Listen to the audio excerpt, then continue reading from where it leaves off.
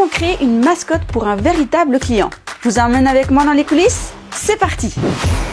Dans cette vidéo, je vais vous montrer tout le processus de création de A à Z dans la création d'une mascotte pour un véritable client. Et vous verrez qu'il y aura quelques défis à devoir surmonter, mais ça en valait vraiment la peine.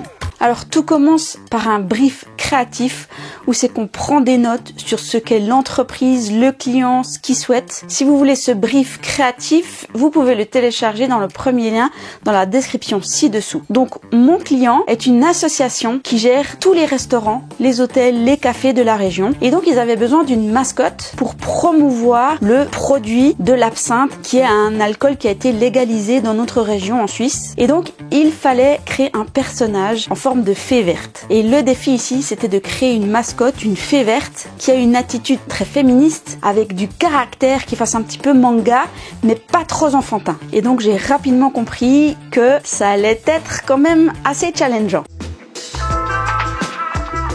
Donc on entre dans la phase de recherche où je fais des croquis, je regarde sur internet pour voir ce qui se fait, ce qui peut m'inspirer, un certain style que je peux utiliser, une certaine position que je pourrais reprendre pour ma fée verte. Et donc dans la phase de recherche, on se plonge complètement dans l'univers où c'est que on regarde qu'est-ce qui peut nous inspirer, nous donner des idées. Et cette phase est vraiment très importante vu qu'elle représente en fait le socle, la base de notre création. Et on voit en fait que le processus est comme un entonnoir où c'est qu'au début, il y a tout un rassemblement d'informations et petit à petit, au fur et à mesure que le client approuve les versions pour au final atteindre la satisfaction complète du client et pas nos désirs personnels ou le style qu'on veut donner, parce que les graphistes ne sont pas des artistes, quoique quand même un petit peu, mais des artistes commerciaux où c'est que on prend en compte les désirs du client.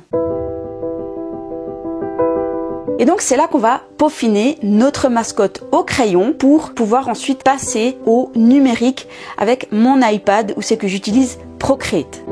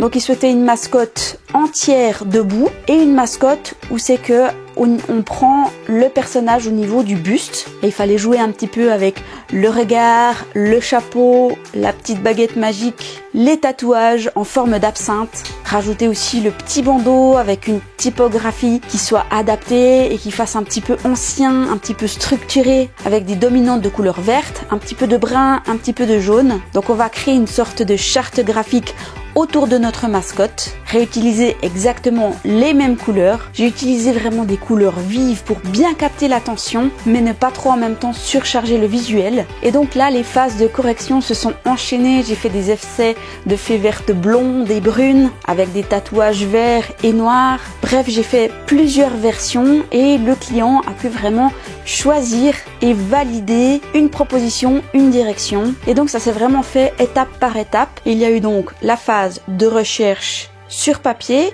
puis ensuite la phase de conception sur Procreate et après je suis passée sur Photoshop où c'est que j'ai rajouté des ombres, des reflets, des détails, où c'est que j'ai vraiment pu peaufiner. Et l'avantage avec Procreate et Photoshop, c'est que les deux travaillent avec des calques.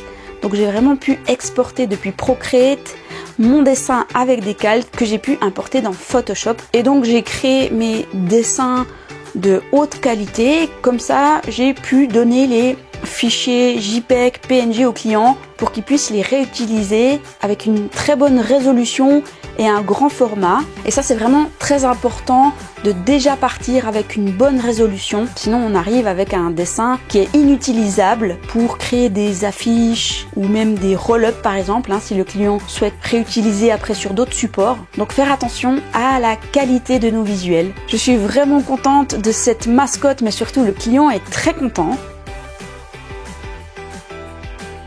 Je suis contente comme le design a évolué et qu'avec le client on se soit vraiment mis d'accord. Je vois vraiment ce travail comme un partenariat. Et donc le client a pu utiliser le visuel tant dans sa communication sur internet mais aussi sur ses imprimés. Et il a pu l'utiliser aussi pour des événements. Le client était tellement ravi du résultat qu'il m'a demandé aussi une variante pour les fêtes de Noël en rajoutant un petit bonnet, en mettant la mascotte de couleur rouge pour faire Noël. Et rien ne vaut un client satisfait parce que ce sera la meilleure des publicités pour vous donner d'autres clients. La preuve, ce même client m'en a rapporté d'autres. Et donc ça valait vraiment la peine de relever le défi de créer cette mascotte. Et cette expérience m'a vraiment appris l'importance de la collaboration, de l'écoute avec le client, de vraiment bien prendre en compte tous ses désirs, toutes ses attentes, et ça vaut vraiment la peine de relever les défis. Et c'est ce qui fait que ce métier de graphiste est passionnant. Si le métier de graphiste vous intéresse et que vous voulez éviter toutes les erreurs inutiles, vous avez la formation gratuite ci-dessous dans le lien, ainsi que le brief créatif que je vous donne gratuitement, que vous pouvez télécharger aussi dans la description ci-dessous. Mettez-moi dans les commentaires ce que vous avez pensé de cette mascotte. Je lis tous vos commentaires et ça me fait vraiment super plaisir. J'espère que cette vidéo vous a plu et du coup, nous, on se retrouve dans une prochaine vidéo. Ciao!